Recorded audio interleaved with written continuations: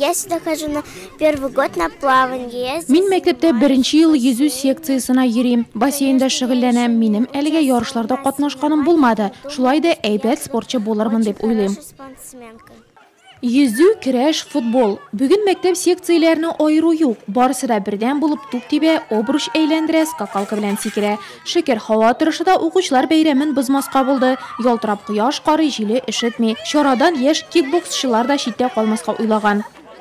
Сегодня участвуем в спортивном празднике. Бүген спорт бәйрәмендә катнашабыз. Биредә һәр спорт төреннән бер команда тәкъдим ителде. Бездән 6 бала катнаша. Бездә 50-дән артык яшүсмер шөгыльләнә. 8 яшьтән 11 сыйныфка кадәр 4 төркем бар. Елда ярышларга барабыз. Быелгы уңышларыбыз да саллы. Күптән түгел генә Идел буе федераль округы беренчелегеннән кайттык. Анда беренче һәм икенче урын яуладык.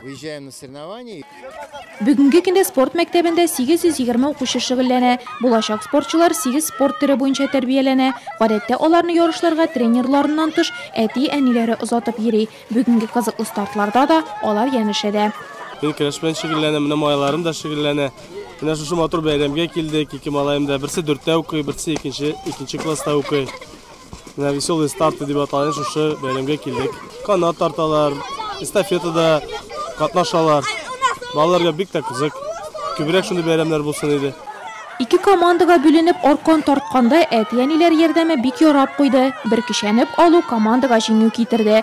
Бүләкләр кисү баганасы янында да җанлылык. Күзләр бәйләгән, кулларда кайчы, откан әйбернең барысы да татлы. Киселгән бүләкләр шунда ук авыз ителде. Хәер, ярышып арган укучыларга һәм аларның әти-әниләренә тамак ялгау мөмкинлеге тагы да тудырылды. Тәмле пылау, зур кыймаклар һәм кайнар чәй спорт һәм сәламәтлек көненә үзгә ям истәде.